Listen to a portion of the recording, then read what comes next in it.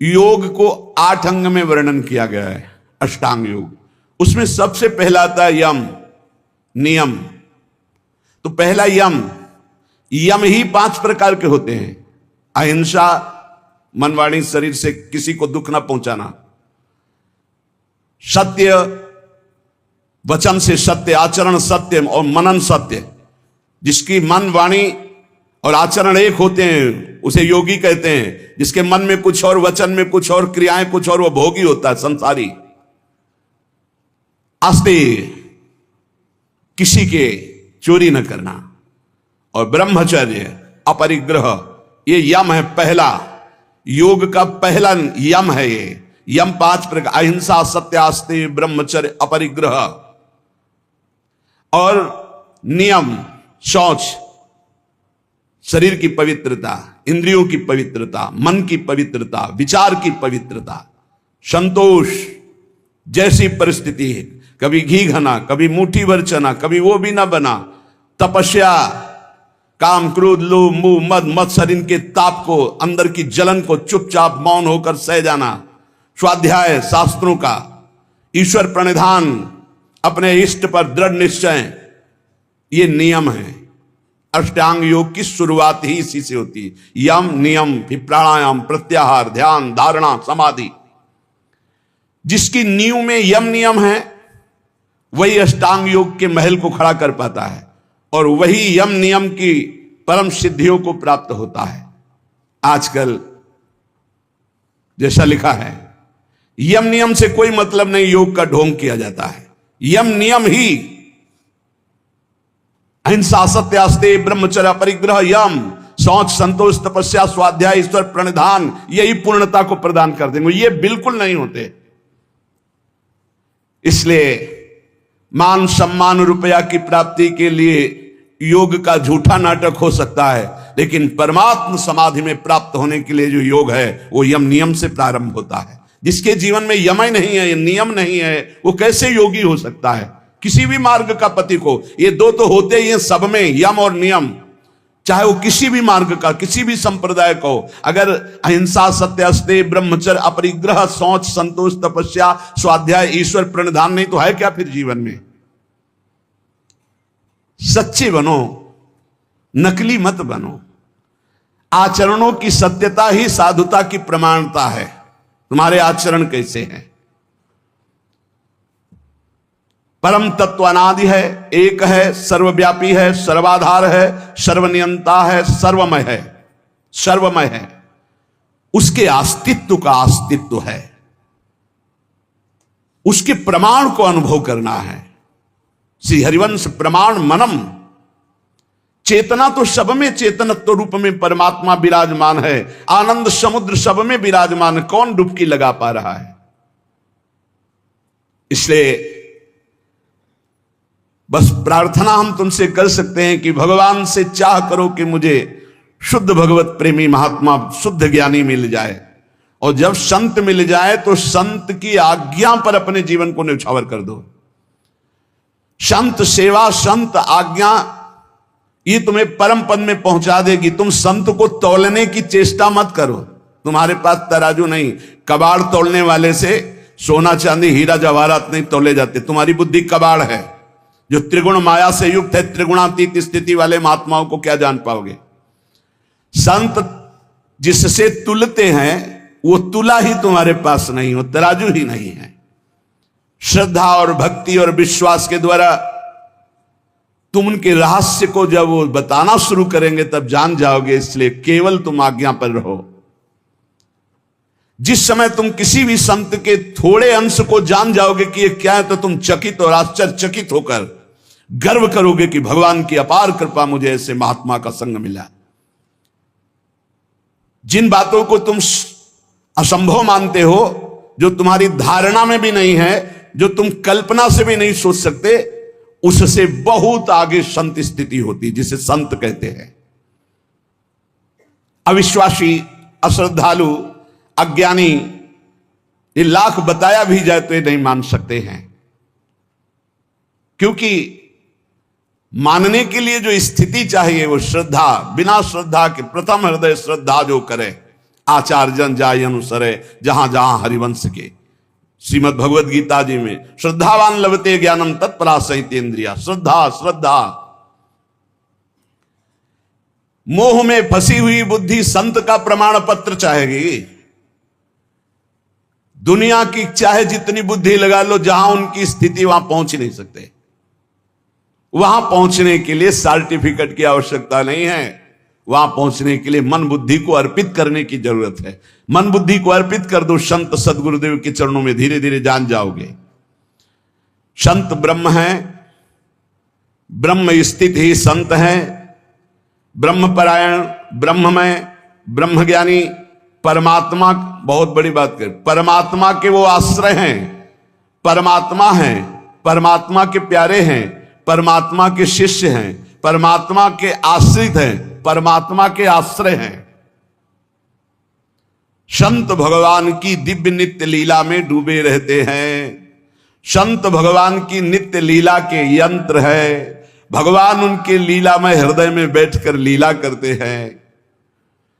ऐसे संत जिसको प्राप्त हो जाते हैं, फिर भगवान की प्राप्ति के लिए उसे कोई प्रयत्न नहीं करना पड़ता। भगवान की अमोघ दया से ऐसे संत मिलते हैं। संतों का मिलन, संतों की दृष्टि भगवान से भी मिलन से बढ़ करके है। क्योंकि भगवान के प्रेम की बात भगवान कभी अपने मुख से वर्णन नहीं करते। जैसे कहा गया कि भगवान के मिलने से भी बढ़कर भगवत प्रेमी महात्मा का मिलन है। तो भगवान के समीप उद्धव जी थे, पर प्रेमी नहीं हुए। जब गोपीजनों से मिले तब प्रेमी हुए।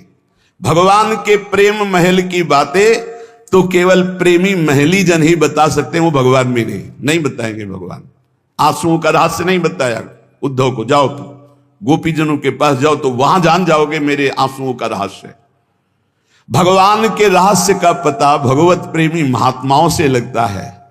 इसीलिए भगवान की अहेतुकी कृपा माने जब हमें संत समागम प्राप्त हो, वो जो भगवान की छुपी हुई रहस्यमयी प्रेम की बातें हैं वो प्रकाशित करते संत जन। तुम केवल अवगाहन करो तो रस बरसाएंगे।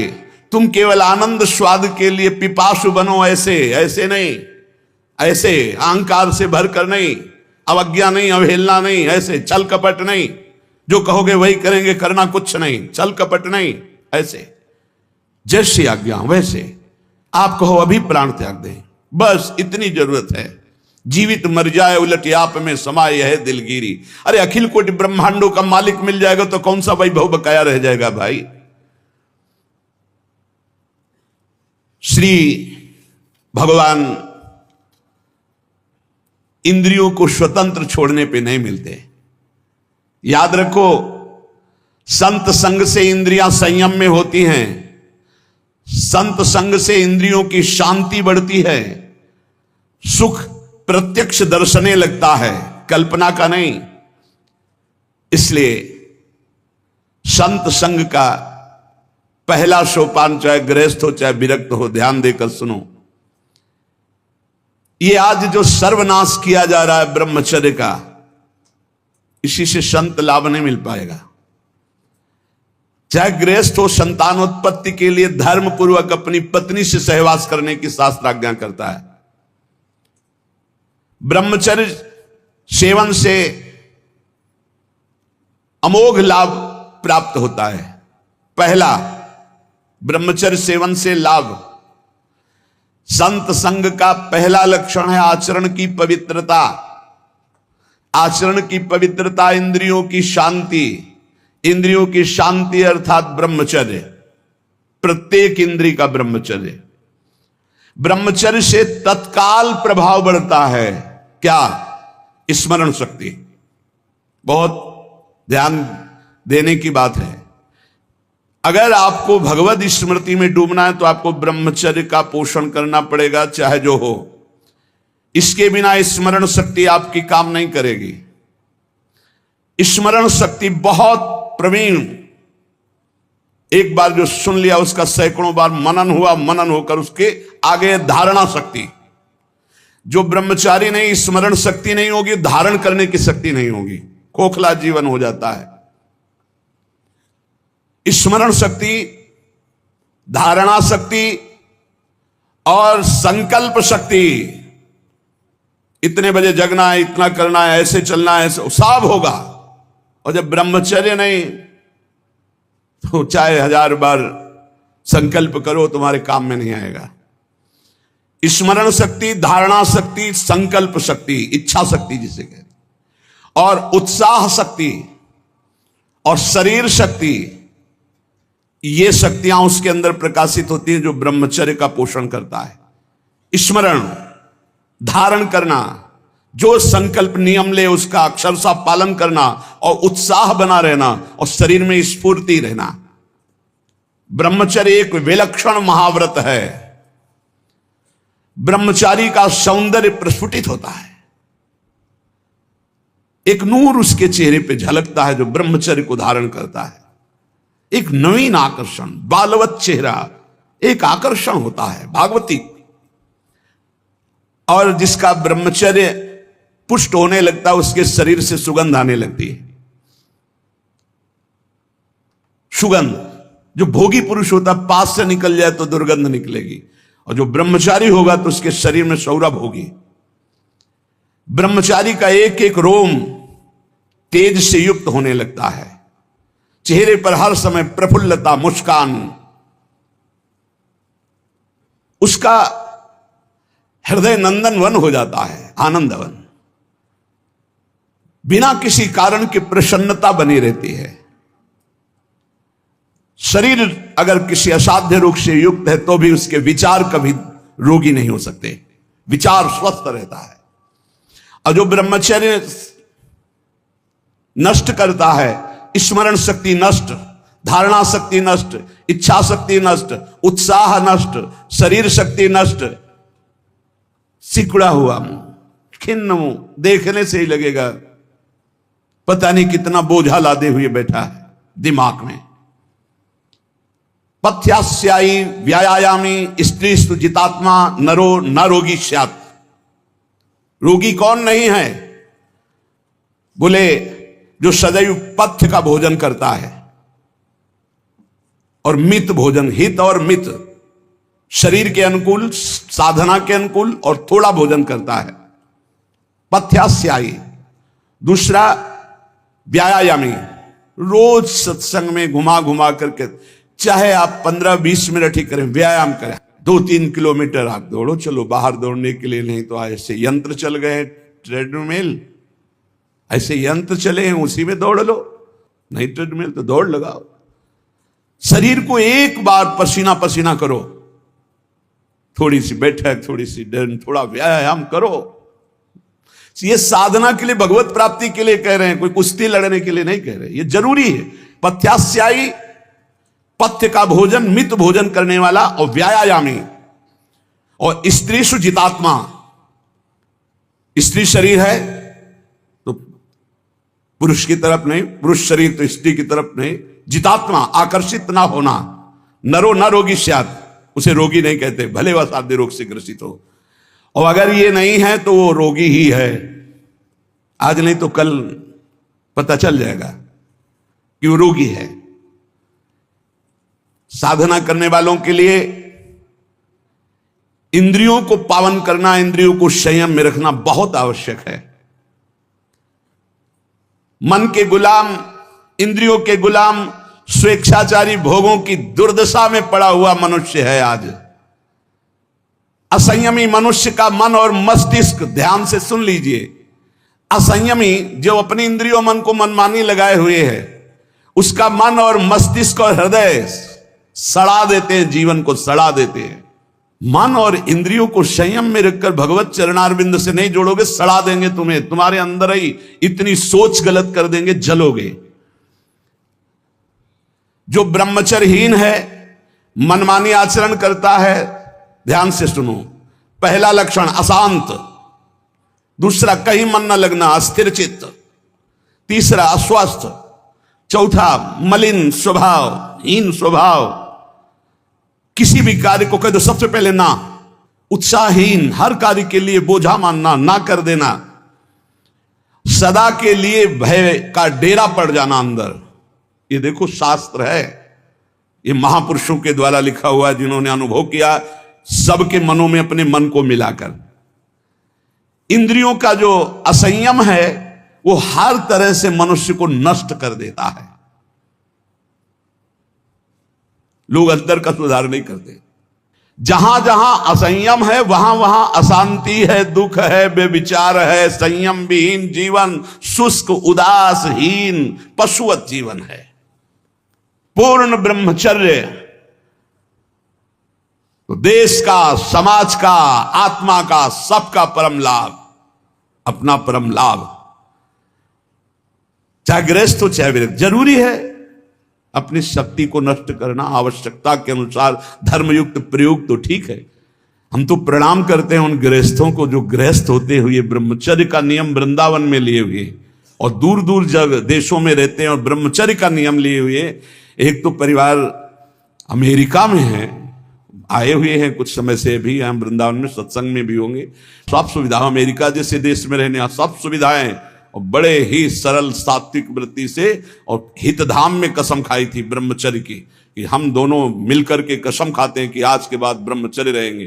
कैसा जीवन! अपने तो कितने ऐसे परिवार हैं, हम तो उनको प्रणाम करते हैं जो एक साथ पति पत्नी रहकर संयम पूर्वक जीवन व्यतीत कर रहे हैं। बलिहारी भगवान की असीम कृपा है, जिसके संग का डर बना रहता उसी संग में रहकर दोनों निकल गए। कितनी बड़ी अहेतुकी कृपा! यह है आश्चर्य, यह है आश्चर्य। रात दिन एक साथ रह रहे हैं, फिर भी कसम खा के ब्रह्मचर्य रहे हैं। कितनी अपार कृपा श्री जी की! कैसा मन कर देती है श्री जी, नहीं तो बहुत कठिन है, बहुत कठिन है। वही जानते हैं जो इस मार्ग में चलते हैं।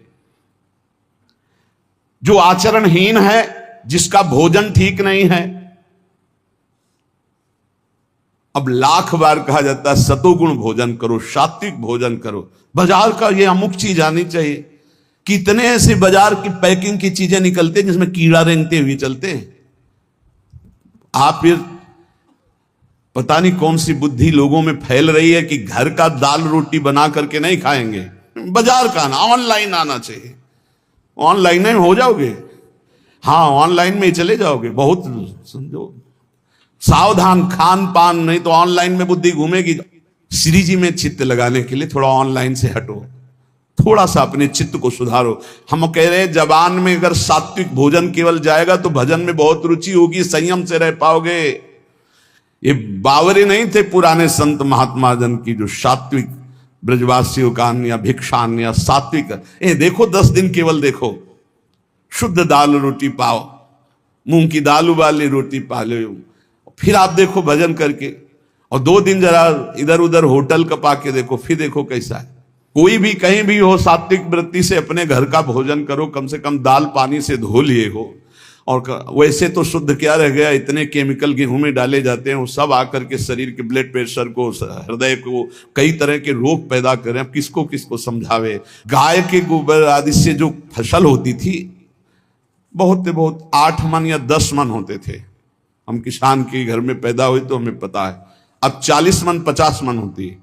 तो जब 8-10 मन पैदा होती थी तो सरकारी अस्पताल के बाद स्कूल हमारा था, तो सरकारी अस्पताल के डॉक्टर आते थे, बीच मैदान में कुर्सी डाल के बस हवा खाते रहते थे, कोई मरीजे नहीं होता था। गांव में बुखार आया, 2-4 दिन काढ़ा पिया, ठीक हो गए, अस्पताल जाने की जरूरत नहीं होती थी। और आज अस्पताल में आप चले जाओ तो भीड़ लगी हुई है। क्यों? सब खान पान बिगड़ा हुआ है। तो जो ब्रह्मचर्य पालन करता है, रोग से लड़ने की सामर्थ्य आती है, शोक स्पर्श नहीं कर सकता, मोह पर विचार करने की सामर्थ्य आती, प्रमाद स्थिति नहीं रहती, अकर्मण्यता नहीं रहती, अकाल मृत्यु नहीं होती। ब्रह्मचारी कभी विचारों से दरिद्र नहीं होता है, चिंता नहीं होती, उसके हिंसात्मक वृत्ति नहीं होती, द्वेष नहीं होता, ईर्ष्या नहीं होती, अशांति नहीं होती। ब्रह्मचर्य समस्त दोषों का नाश कर देता है।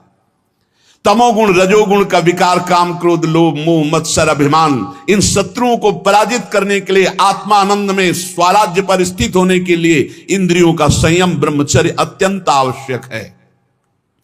ब्रह्मचर्य का विमल प्रताप प्रकट होता है। वीरवान बलवान होता है, विद्वान होता है, तपस्वी होता है, मनस्वी होता है, त्यागी होता है, तत्व चिंतन परायण होता है। ब्रह्मचर्य में अलौकिक अमानुषिक शक्ति जागृत हो जाती, अमानुषिक। ऐसा कैसे हो सकता है? हो सकता है क्योंकि ब्रह्मचर्य है, क्योंकि भगवत मार्ग का पथिक है। उस शक्ति, उसकी शक्ति के सामने संसार को आश्चर्य असंभव जान पड़ता है। देश का भी उत्थान, अपना भी उत्थान, समाज का भी उत्थान एक ब्रह्मचारी ही कर सकता है, व्यभिचारी नहीं। तो ये मूर्ख लोग ये नहीं समझते कि तुम इंद्रियों की गुलामी स्वीकार करते हो या स्वतंत्रता, मन की गुलामी स्वीकार करते हो या स्वतंत्रता। स्वतंत्रता किसे कहते हैं अभी जाना नहीं। मनमानी आचरण को तुम स्वतंत्र कहते हो कि मैं जो चाहूं, कितने मिनट स्वतंत्र हो जरा देखो, एक सेकंड भी नहीं। हर वृत्ति तुम्हें गुलाम बनाए हुए है। क्या इंद्रियों का गुलामी कभी स्वतंत्र हो सकता है? विचार करो, स्वतंत्र कौन है? स्वतंत्र है जो संयमी है, संतोषी है, जितेंद्रिय है। याद रखो, ब्रह्मचर्य सेवन ही प्रभु प्रेम और आत्मज्ञान की नींव और स्वच्छ मार्ग है। शरीर में सहने की सामर्थ्य ब्रह्मचर्य से आती। गर्मी, सर्दी, बरसात, मान अपमान, निंदा, स्तुति, ये ब्रह्मचर्य से सहने से। ब्रह्मचारी को सबसे पहले अपनी रसना पर नियंत्रण रखना आवश्यक है। जबान पर, जबान बिगड़ी सब बिगड़ा। गंदे आचरण वाले, जिनको पवित्रता का ज्ञान नहीं, जिनको केवल अर्थ पिशाच हैं, नाना प्रकार की अपवित्रताएं करके तुम्हें भोजन परोसते हो, गरम गरम तुम्हारे सामने आया, तुम अमृत समझ के खा रहे हो, तुम्हारी बुद्धि नहीं खराब हो जाएगी? सबसे पहले सतमार्ग में चलने वाले को इस रसेंद्री को मारना होता है। रसेंद्री, ये जीत गए, सब जीत गए। और इस मार्ग में सबसे ज्यादा इसी को दुलार करने का अवसर मिलता है। जहां निमंत्रण होगा वहां चक्क होगा, बस को खाओ और चौपट करो अपनी साधना, अपने परमार्थ को चौपट कर दो। खाना ही मृत्यु है और खाना ही जीवन है। जो पवित्र भगवद अर्पित मित आहार करता है वो अपने जीवन को भागवतिक बना लेता। कितना खाओगे? याद रखो, परमार्थ में चलने के लिए रसेंद्री को बहुत शासन में जरूरत है, बहुत शासन की जरूरत है रसेंद्री में। अगर रसेंद्री आपकी छूटी हुई है तो कोई भी इंद्री आपके कब्जे में आने वाली नहीं। भोजन किया जाता है जीवन रखने के लिए, प्राणों का पोषण। और आप ये समझो, जैसे आप 400 ग्राम अन्न पा लिए तो आपकी जीवनी शक्ति उसमें पचाने में कम लगेगी और आपके चिंतन में ज्यादा लगेगी। 800 ग्राम डाल लिया। एक दिन सुना था 24 घंटे में एक मानव शरीर को स्वस्थ रहने के लिए 400 ग्राम अन्न की जरूरत होती, बस। इसके बाद तो ऊपर ओवरलोड करना है। इतनी हानि आप नहीं समझ पा रहे, रोगों का घर बढ़ा रहे हो। थोड़ा भोजन करो, सात्विक भोजन करो, और ऐसा भोजन करो जिसमें तेल आदि गरिष्ठ पदार्थ ज्यादा न हो, तो आपकी जीवनी शक्ति बढ़ेगी। आप उसी जीवनी शक्ति से भजन करेंगे। भजन में मन क्यों नहीं लगता? आप देखो, एक दिन खा के अच्छे, और एक दिन 2 रोटी खाओ केवल हमारे कहने के अनुसार, कि आपको लगे कि हाँ भूख लगी अभी, और छोड़ दो, फिर आप भजन में लगो, देखो कैसी वृत्ति जाएगी, सतोगुणी। चंचलता मन की तभी रुकती है जब सात्विक भोजन होता है। नेत्र की चपलता, बार बार इधर उधर देखना, कानों की चपलता, प्रपंच की बात सुन, हर इंद्री का ब्रह्मचर्य हमें चाहिए। तो बहुत लाल मिर्च वाला गर्मा गर्म, ये ब्रह्मचर्य के लिए सब हानिकारक। उत्तेजक भोजन नहीं, उत्तेजक दृश्य नहीं, उत्तेजक बातें नहीं, तभी संयम से चला जा सकता है। प्रतिदिन एकाग्रता पूर्वक कुछ सदग्रंथों का स्वाध्याय सबको करना चाहिए, सत्संग सुनना चाहिए, परम पवित्र महाभागवतों के चरित्र पढ़ने चाहिए, सरलता पूर्वक विश्वेश्वर भगवान की प्रार्थना, उनका नाम जप करना चाहिए। केवल ऐसे संयम से चलने से सबकी उन्नति का भाव जागृत हो जाता है, निस्वार्थ भाव जागृत हो जाता है। पूरे जगत का मंगल वो कर सकता है जो संयमी है। जो संयमी नहीं, वो दीन दुखी अपनी इंद्रियों के पोषण भरण में लगा रहता है। याद रखो, सच्चित आनंद स्वरूप परमात्मा की प्राप्ति ही तुम्हारा लक्ष्य है। वो अमृतानंद शांत समुद्र तुम्हारे हृदय में है। तुम्हें लगना पड़ेगा इस मार्ग में, तुम्हें प्रयत्न करना पड़ेगा। वो प्रयत्न गुरु कृपा से, भगवत कृपा से है, ये मानना होगा, नहीं तो अहंकार हो जाएगा।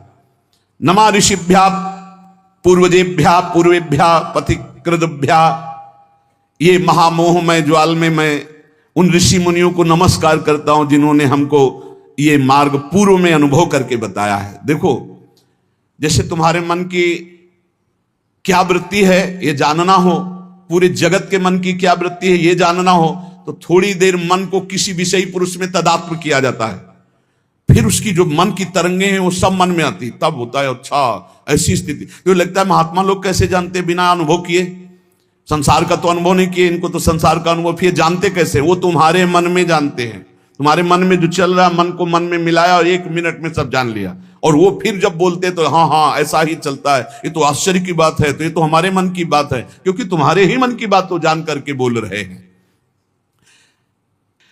जो संतों पर श्रद्धा और विश्वास करता है उसी का कल्याण होता है। और आप कहते हैं संत समान भाव से सबका कल्याण करते हैं, मुझे इस बात पर दोष दिखाई दे रहा है। प्रश्नकर्ता तो यहां उत्तर दे रहे हैं कि श्रद्धा और प्रेम की कमी के कारण यद्यपि संतों की सब पर बराबर कृपा होती है, पर जिसके श्रद्धा और विश्वास की कमी होती है तो वो दोष ही देख पाता है, संतों पर गुण दर्शन नहीं कर पाता। जैसे सूर्य बिना किसी पक्षपात के सबको समान प्रकाश देते हैं, पर दर्पण में प्रतिबिंब पड़ता है और सूर्यकांत शीशा में भी सूर्य का प्रकाश पड़ता है, तो दोनों में अंतर है। दर्पण में केवल एक चमक भर आएगी और सूर्यकांत शीशा में आग पैदा हो जाएगी, उसके ऊपर आप कागज कुछ रखो, आग पैदा कर देगा।